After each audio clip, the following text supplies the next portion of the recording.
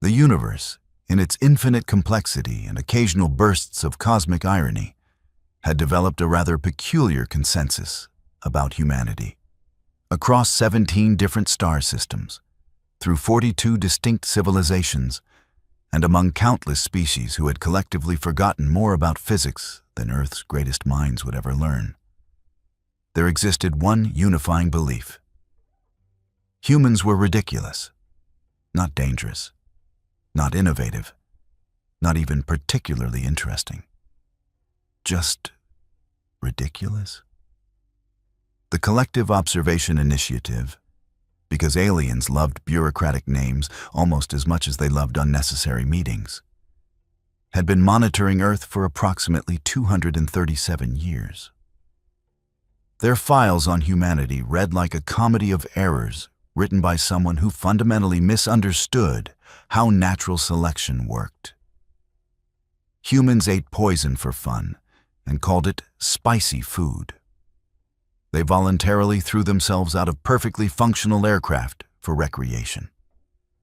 They had somehow weaponized the act of sitting still until their bodies forgot how to process sugar correctly. The galaxy had watched, utterly baffled, as these bizarre primates went from horse-drawn carriages to splitting atoms in roughly a century, all while maintaining the common sense of a concussed lemming. The monitoring protocols were extensive. Satellite interference disguised as solar flares, observation posts hidden in the asteroid belt, quantum sensors embedded in Earth's communication infrastructure. Every major city, every military installation, every university campus existed under a blanket of surveillance so comprehensive that the watching aliens could probably file humanity's taxes more accurately than humans could themselves. Oak Ridge University, nestled in the northeastern corridor of what humans optimistically called civilization, represented a particularly ironic monitoring challenge. Universities were where young humans supposedly learned to think critically, which the aliens found adorable in the way one might find a puppy trying to solve calculus adorable. The campus sprawled across 200 acres of architectural inconsistency. Gothic revival buildings squatting next to concrete, brutalist nightmares, all connected by pathways that suggested the original campus planner had been deeply drunk or possibly concussed. The engineering building, Maxwell Hall, stood at the campus's eastern edge like a monument to humanity's bizarre relationship with aesthetics. Someone had apparently decided that the best design for a structure housing the university's brightest technical minds was Soviet-era parking garage meets depression. 5 stories of gray concrete and narrow windows. It looked less like a place of learning and more like where hope went to file paperwork before dying. It was 6:47 p.m. on a Thursday, which meant most of the building had emptied out. The autumn sun hung low and angry on the horizon, painting everything in shades of orange that would have been beautiful if anyone had been paying attention to anything besides their phones, their problems, or their petty campus politics. Our protagonist, let's call her Reeves, Mira Reeves, because apparently parents in the 2000s thought naming their children after the Matrix characters showed personality, was precisely the kind of student who made alien observers update their human durability files with increasing frequency. 22 years old, third-year mechanical engineering major, surviving on a diet that consisted primarily of coffee, Spite, and whatever could be microwaved in under 3 minutes. She stood 5'6" in her perpetually untied work boots, with dark hair usually contained in what optimists might call a bun, and realists would call a structural failure held together by a pencil. She had just finished a 3-hour laboratory session on fluid dynamics, which was exactly as thrilling as it sounded, and was currently navigating the hallway toward the building's eastern exit, while mentally calculating whether she had enough time to grab dinner before her circuit design assignment consumed the rest of her evening. The answer was no. But humans were eternal optimists about time management, which the aliens found both endearing and deeply stupid. The hallway lights flickered, a combination of aging electrical systems and budget cuts that had become so routine that nobody even noticed anymore. Reeves's backpack, loaded with approximately 40 pounds of textbooks that she kept insisting she would actually read, dug into her shoulders as she turned the corner past the vending machines that had been temporarily out of order since September. She didn't immediately notice the group waiting by the eastern stairwell. Why would she? Her mind was busy calculating pressure differentials and wondering if the cafeteria still had anything edible, or if she was facing another night of instant ramen and existential dread. The group noticed her, though. 5 of them, clustered with the casual menace of people who had decided that physical intimidation was an acceptable substitute for personality. 3 guys, 2 girls, all wearing the kind of expensive athletic wear that screamed, "My parents' money insulates me from consequences." They were students from the business college, which everyone in engineering regarded with the same wariness one might reserve for a suspicious mushroom. Probably harmless, potentially toxic, definitely not worth the risk. The conflict had been brewing for weeks.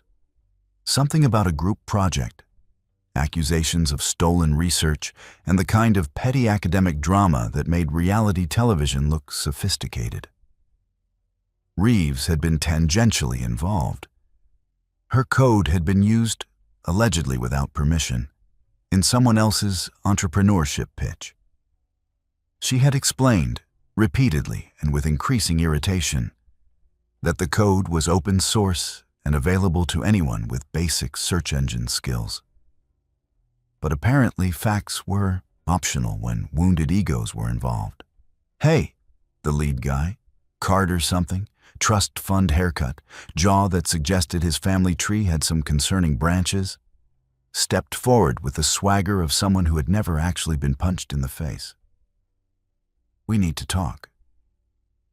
Reeves stopped, sighed with the weariness of someone whose capacity for bullshit had reached its daily limit approximately 6 hours ago, and adjusted her backpack straps. "No, we really don't. You made us look stupid in front of Professor Hendricks." "I didn't have to make you look stupid," Reeves replied, her tone suggesting that exhaustion had finally killed whatever diplomatic filter she might have once possessed. "You managed that entirely on your own by not understanding how GitHub works." In the Maxwell Hall security office, exactly 347 feet from this increasingly tense confrontation, 6 different camera feeds showed the scene with crystal clarity. The security guard on duty, a guy named Thomas, who was currently more interested in his sandwich than his monitors, had the volume turned down on his desk speakers. Standard Thursday evening. Students being dramatic. Nothing unusual. 342,000 miles away, in a monitoring vessel that technically didn't exist and definitely wasn't hiding behind lunar orbit, the scene was generating significantly more interest. The observation post designated Station Theta 7 looked less like a spaceship and more like what would happen if someone gave an anxiety disorder physical form and unlimited budget. Screens covered every available surface, displaying everything from traffic patterns in Mumbai to agricultural reports from Iowa to this particular confrontation in an engineering building in a university that most of the galaxy had never heard of and never would. Observer Kelth, whose name in his native language roughly translated to "the one who watches and judges your poor life choices," had been monitoring Oak Ridge University for 6 months. He had 17 eyes arranged in a pattern across his upper torso that humans would have found disturbing and his own species considered barely adequate. Currently, 14 of those eyes were focused on the hallway scene, while the other 3 were filing preliminary incident reports because Kelth had learned, through painful experience, that humans could turn any situation violent with approximately 0 warning. Subject Reeves is surrounded. He announced to the observation deck, his voice carrying the resignation of someone who had watched humans do stupid things for far too long. 5 potential hostiles. Isolated location. Multiple witnesses but questionable intervention probability. His colleague, Observer Nim, the one who documents chaos, swiveled 3 of her sensory stalks toward the relevant monitors. Hostility assessment. Elevated body language. Aggressive posturing. The lead male has his chest puffed out like he's attempting to attract a mate, which humans do before violence, for reasons their own scientists can't adequately explain. The confrontation escalated with the kind of predictable momentum that made it depressing. Carter moved closer, his friends forming a loose semicircle that blocked the stairwell exit. The body language shifted from merely threatening to actively hostile. One of the girls, blonde hair and expression suggesting she peaked in high school and was bitterly clinging to that glory, pulled out her phone and started recording. "This is for the internet," she announced, because apparently humiliation had to be crowdsourced now. "Everyone's going to see what happens when you mess with us." Reeves looked at the phone, then at the semicircle, then at the ceiling with the expression of someone silently asking the universe why she couldn't just have one normal day. "You're all aware there are cameras everywhere in this building, right? You're essentially documenting your own assault charge." "Who said anything about assault?" Carter smiled with a kind of confidence that came from never actually facing consequences. "We're just talking. You're the one getting aggressive." It was gaslighting 101, and about as subtle as a brick through a window. The others moved closer, tightening the circle. Reeves's hand moved to her backpack strap, her weight shifting slightly to the balls of her feet. Small adjustments that the aliens recognized as pre-combat preparation, even if the humans surrounding her were too stupid to notice. In the security office, Thomas finally glanced at his monitors, saw what looked like students talking, and went back to his sandwich.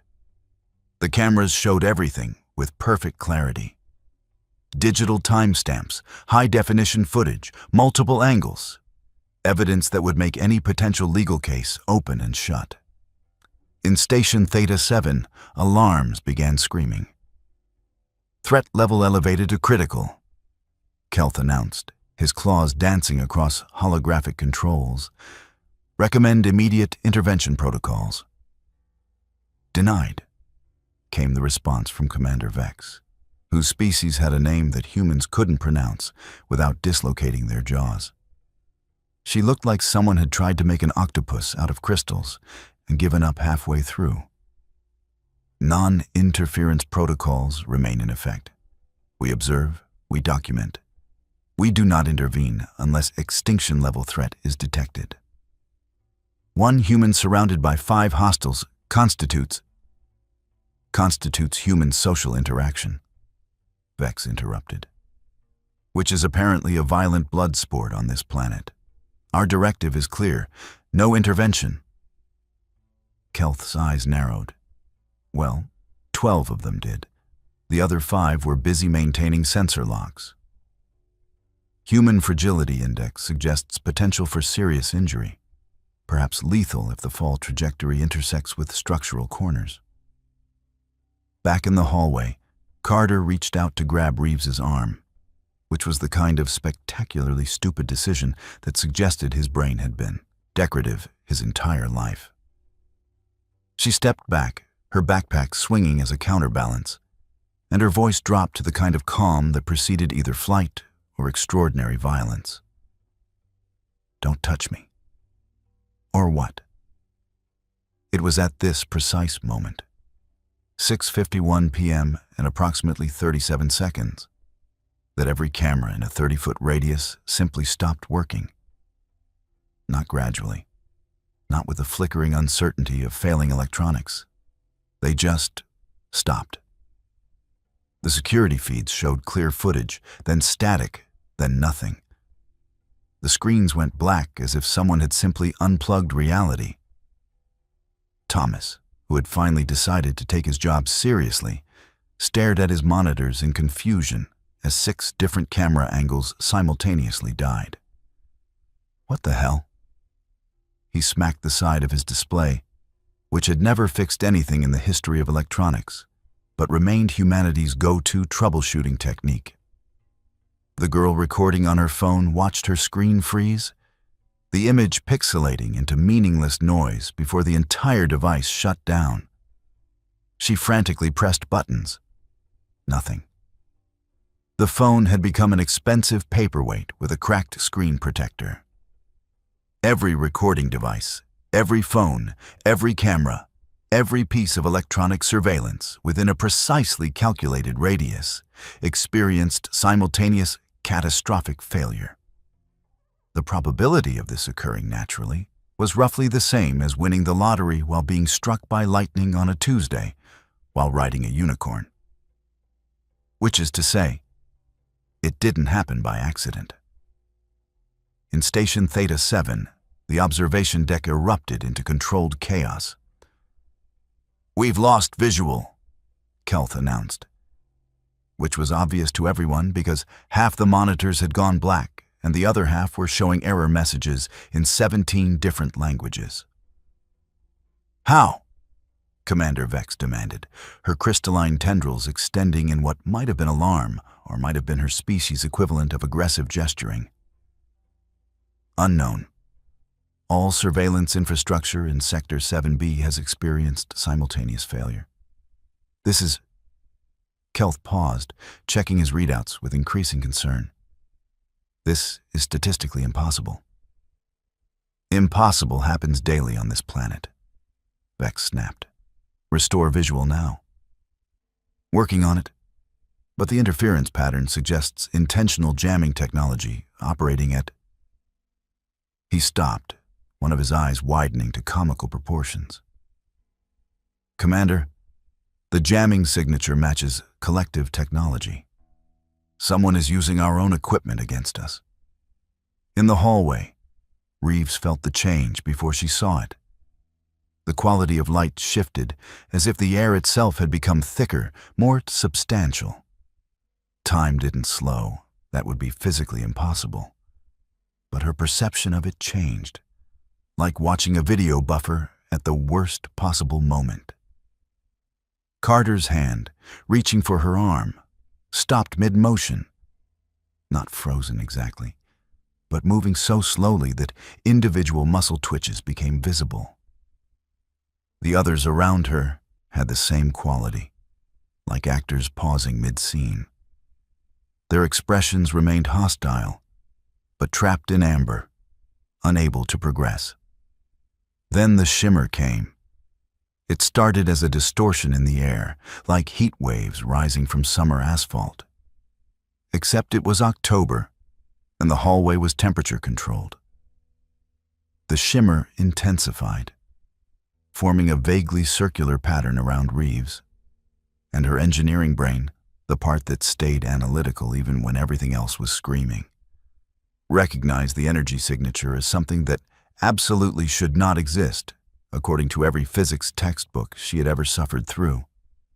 "Okay," she said to nobody in particular, her voice sounding muffled and distant in the strange atmospheric pressure. "This is new." The transportation effect was instantaneous and completely disorienting. One moment she was in a hallway that smelled like floor cleaner and desperation. The next she was somewhere else. The first thing Reeves noticed was that gravity felt wrong. Not absent, but different. As if someone had adjusted the universal constant down by about 15%. The second thing she noticed was that the floor beneath her boots wasn't concrete, but something that looked crystalline and felt slightly warm, like sun-baked glass. The third thing she noticed was that she was absolutely, definitely, 100% not on Earth anymore. The room, if room was even the right word for a space that seemed to curve in directions that standard Euclidean geometry didn't cover, was enormous. The walls glowed with bioluminescent patterns that might have been decorative, or might have been functional. She couldn't tell. The ceiling stretched upward into darkness that felt intentional rather than simply absent of light. Equipment that she couldn't begin to identify lined what might generously be called workstations, all humming with the kind of energy that made her teeth ache and her hair stand on end from static electricity. And then there were the aliens. Reeves had spent exactly 0 time thinking about whether aliens existed, primarily because she had been too busy trying to pass thermodynamics to worry about extraterrestrial life.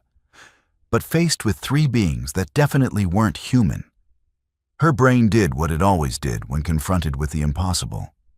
It started taking notes.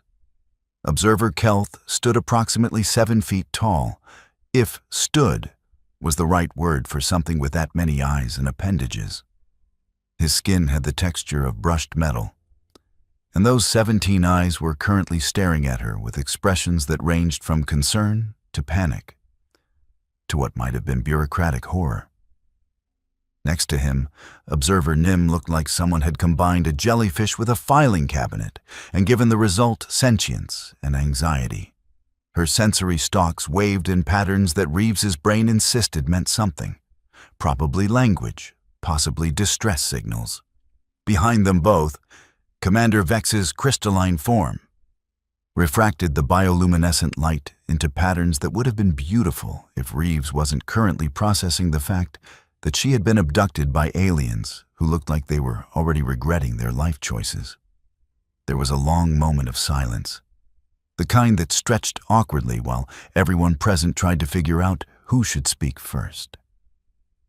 "So," Reeves finally said, because if the universe was going to throw her curveballs, she might as well swing at them. "Either I'm having a stroke or you're aliens. Please tell me I'm having a stroke, because that would be easier to explain to my professors." Kelth's eyes blinked in sequence, which created a wave effect that Reeves found deeply unsettling. "You are not experiencing cardiovascular trauma. You have been temporarily extracted from a hostile situation for your own protection." Extracted. Reeves repeated the word like she was tasting it. "You mean kidnapped?" "We prefer emergency relocation," Nim offered, her translator rendering her voice as vaguely feminine and deeply apologetic, with benevolent intent. "Right. Benevolent kidnapping. That's definitely a thing." Reeves adjusted her backpack, which she was still wearing because apparently muscle memory persisted even during alien abductions. "And the hostile situation you extracted me from was what, exactly?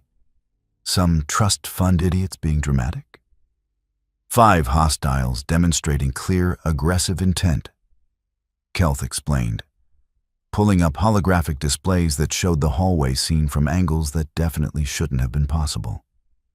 Threat assessment indicated 73% probability of physical violence resulting in injury. Human Fragility Index suggests... Human Fragility Index? Reeves interrupted, her tone sharp enough to cut through the translator lag. "What the hell is a Human Fragility Index?" The aliens exchanged glances, or whatever their species did to communicate nonverbal "oh shit, we said too much" energy. Commander Vex stepped forward, her crystalline form refracting light in ways that probably looked commanding to her own species, but just made Reeves vaguely nauseous. "Humanity is monitored by the Collective Observation Initiative due to your species' unusual combination of technological progress and biological vulnerability. Our protocols mandate intervention when extinction-level threats are detected." "And you thought 5 college students constituted an extinction-level threat?" The absurdity of it cut through Reeves's shock, replacing it with irritation. "Have you been watching humans at all? We survive car crashes. We eat things that should kill us. We literally invented extreme sports as entertainment. 5 idiots in a hallway doesn't even register as a Tuesday." More glances. More nonverbal "oh shit" energy. "Your species' survival rate is statistical anomaly." Kelth said carefully. You should not exist. Your homeworld is actively hostile to life. Your biology is inefficient. Your pain tolerance is inexplicable. And yet you persist. We thought you were fragile because logic demands it. Logic clearly hasn't met humans before. Reeves walked toward the nearest workstation, her engineering instincts temporarily overriding her entirely reasonable urge to panic. Is this a quantum processing array? The energy signature is consistent with entangled particle processing. But the configuration is completely different from theoretical Earth models. The alien stared at her.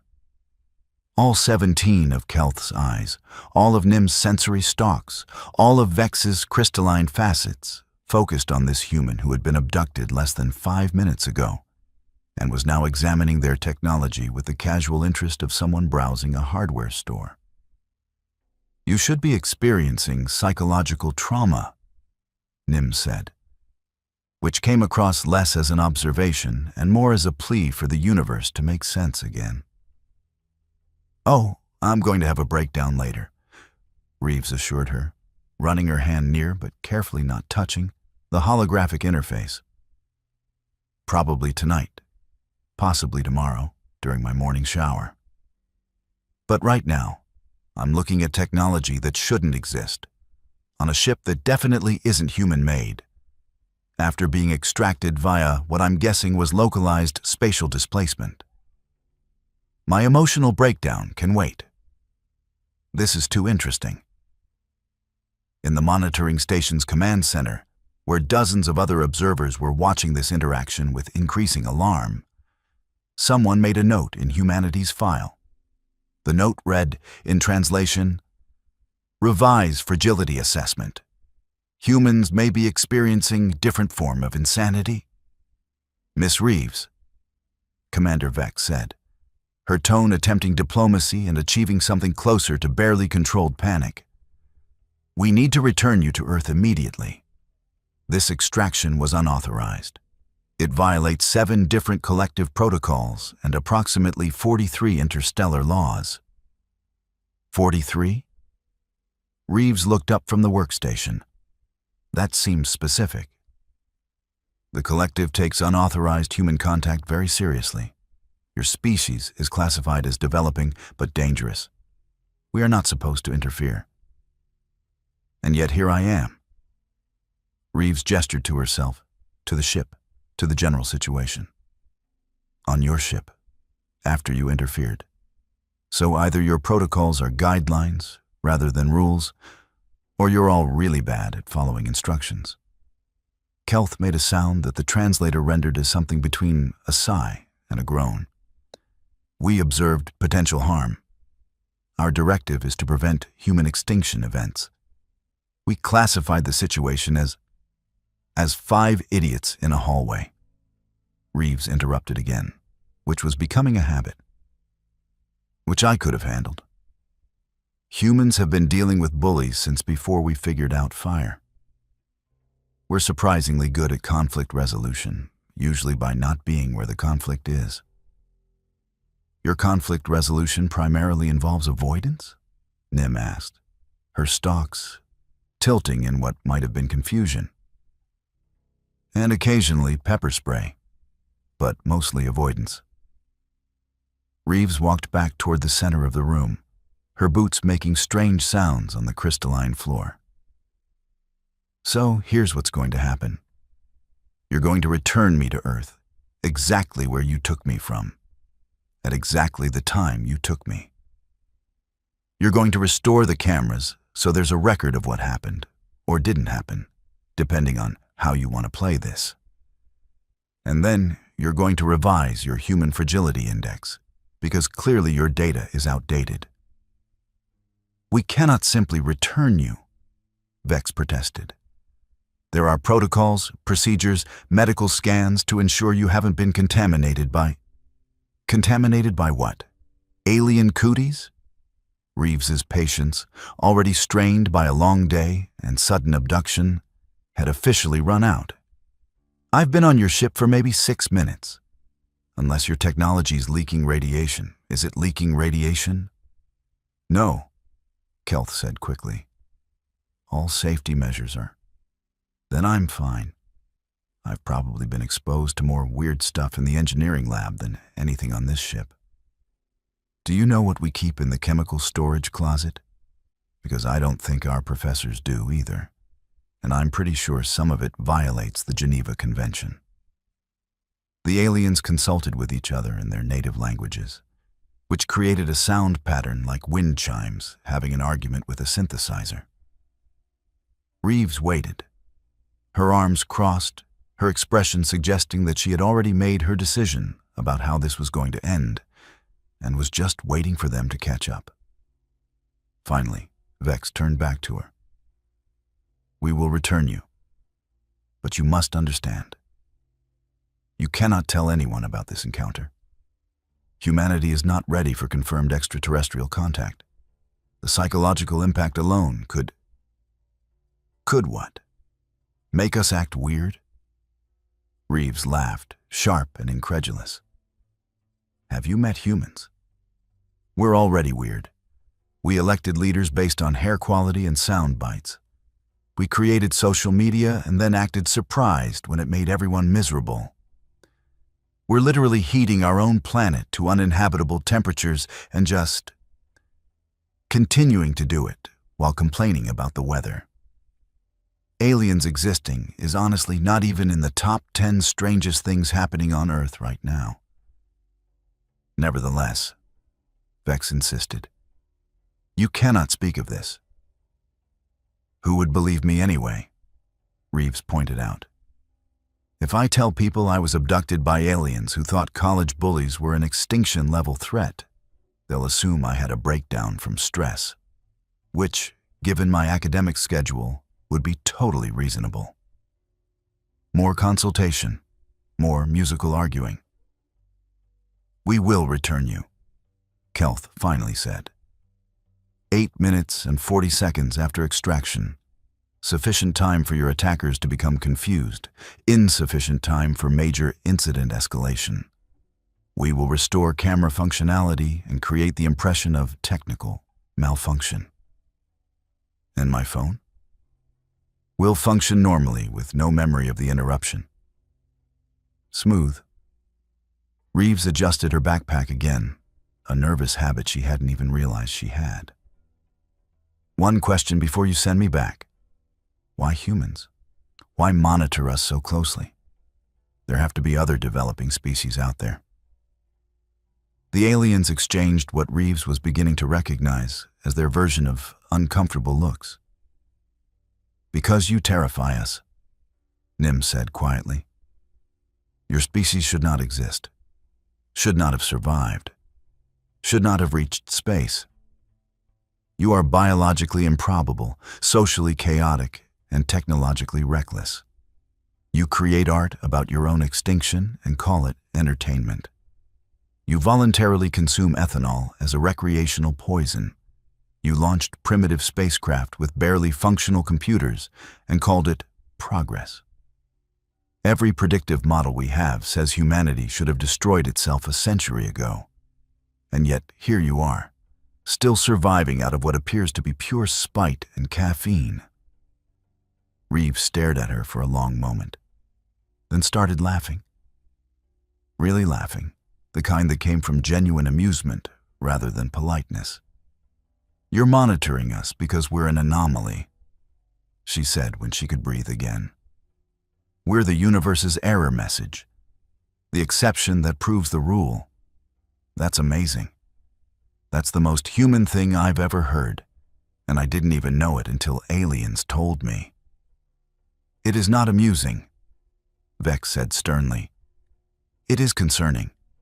Humanity represents an unpredictable variable in galactic stability. Everything about humans is an unpredictable variable. That's kind of our whole deal.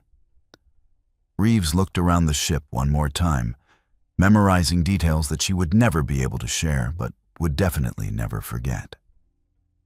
All right, send me back. I've got a circuit design assignment due tomorrow, and I'm not letting alien abduction be my excuse for late submission. The transportation preparation took approximately 90 seconds, which involved a lot of technical discussion in languages Reeves couldn't understand, and equipment adjustments that looked impressive, but could have been complete theater for all she knew. They positioned her in the center of what appeared to be the same spatial displacement device that had extracted her, though reversed. "One more thing," Kelth said as the equipment began to hum. "Your file has been flagged, updated with new behavioral data. Future monitoring protocols will be adjusted." "My file?" Reeves's eyebrows rose. "You have a file on me specifically?" "We have files on all humans of interest. Yours was tagged after you published that open-source code that disrupted 17 commercial ventures and accidentally improved encryption protocols for 3 major governments. That was an accident. I was just trying to— Wait, how do you know about that?" The shimmer started again, the same heat wave distortion that had brought her here. "We monitor everything, Miss Reeves," Vex said, her voice taking on an almost amused quality. "Welcome to being observed." The displacement effect was just as disorienting in reverse. Reality stretched, compressed, folded in on itself in ways that Reeves's brain categorically refused to process as anything other than weird and bad. Then, with a sensation like being dropped into cold water, she was back. The hallway, Maxwell Hall, 6:51 p.m. and approximately 8 minutes and 43 seconds after her extraction. The autumn light through the windows had barely shifted. The floor cleaner smell reasserted itself. Gravity returned to its normal, Earth-standard pull. And Carter was stumbling backward, his expression shifting from aggressive confidence to complete confusion. "What the— Where did you—" He looked around, his friends equally baffled. "You were right here." "I've been right here the whole time," Reeves said calmly, though her hands were shaking slightly in her pockets. "You were the ones acting weird." The girl with the phone was frantically trying to restart it, pressing buttons with increasing desperation. "My phone died. It just completely died." "Cheap electronics," Reeves offered helpfully. "You should probably back up your data more frequently." In the security office, Thomas was staring at his monitors as they flickered back to life, showing the hallway scene exactly as it had been. 5 students surrounding one, everyone looking confused, no violence, no incident. The timestamp showed an 8-minute gap of pure static, which would go into his incident report as equipment malfunction, cause unknown, no injuries reported.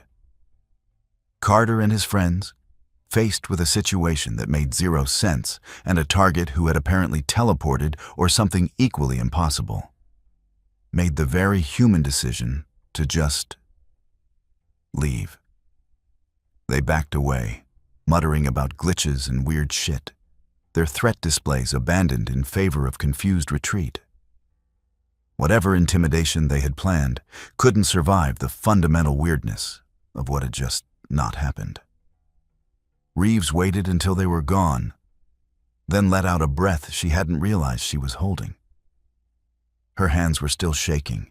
Her heart was racing. The analytical part of her brain was screaming about impossible physics and spatial displacement and technologies that shouldn't exist. The rest of her brain was just trying to process the fact that she had been abducted by aliens who thought humans were terrifying accidents of evolution. She made it back to her dorm room on autopilot, her backpack still heavy with textbooks, her phone showing no signs of the interruption except for a slight gap in the timestamp that could easily be explained as clock drift. She sat on her bed, stared at the ceiling, and waited for the promised breakdown. It didn't come immediately. Instead, her brain kept circling back to the ship, the technology, the expressions on those alien faces when she had called them out for their outdated assumptions. They had been monitoring Earth for centuries and still didn't understand humans. Still classified them as fragile when humans survived car crashes for fun and called it learning to drive. She pulled out her laptop, opened a blank document, and started writing. Not about the abduction. That would be insane, and she had no proof anyway. But about spatial displacement theory, about the energy signatures she had seen, about the quantum processing arrays that had hummed with impossible efficiency. She wrote it as fiction, as speculation, as the kind of creative thought experiment that engineering students sometimes did when regular homework wasn't weird enough. If anyone ever asked, she could say it was inspired by too much coffee and not enough sleep. Which was technically true, just missing the part about alien intervention. 342,000 miles away, in Station Theta 7, Observer Kelth was updating Mira Reeves's file with extensive new data. Behavioral assessment. Resilient, analytical, demonstrates humor under stress, shows curiosity rather than fear when confronted with unknown situations. Threat classification, upgraded from fragile to concerning. Recommendation, continued monitoring, but with increased distance and revised intervention protocols. Commander Vex reviewed the report, her crystalline form casting rainbow patterns across the command deck. What have we learned from this incident? That our human fragility assessments were based on incomplete data, Kelth said carefully, and that intervention may cause more complications than observation. And that humans are somehow more terrifying up close than at a distance. Vex made a sound that might have been agreement or might have been her species' equivalent of exhausted laughter. Update the protocols. All stations. Humans are to be observed, not assisted, unless facing actual extinction-level events. And even then, check twice because they might have it handled. The updated protocols went out across the collective network within hours. 42 civilizations received the message simultaneously. The basic content, stripped of all bureaucratic language and translated into simple terms, boiled down to, humans are weird. They might be fragile. They might be terrifying. We're not sure anymore. Maintain distance. Observe carefully. Do not assume anything. On Earth, Mira Reeves finished her circuit design assignment at 3 a.m., fueled by coffee and the lingering adrenaline of the strangest day of her life. She submitted it through the university portal, closed her laptop, and finally allowed herself the breakdown she had promised herself hours ago. It lasted approximately 10 minutes and consisted primarily of laughing until she cried, then crying until she laughed again, then staring at her ceiling and whisper shouting, "I met aliens, and they think we're scary." Until her roommate banged on the wall and told her to shut up. She fell asleep with her engineering textbook open to a chapter on theoretical physics, her phone charging on her nightstand, completely unaware that her file in an alien database had just been flagged as requires additional observation and potentially dangerous in ways we don't fully understand. The universe continued spinning. Earth continued its orbit. Humans continued being weird, resilient, impossible creatures who survived through spite and caffeine. And somewhere in the darkness between worlds, aliens watched and wondered how natural selection had managed to produce something so biologically improbable, so technologically reckless, and so absolutely terrifying when examined up close. The galaxy's cosmic joke was apparently on them. Humanity wasn't fragile. Humanity was just really, really good at making everyone think they should be. And that, as it turned out, was the scariest thing of all.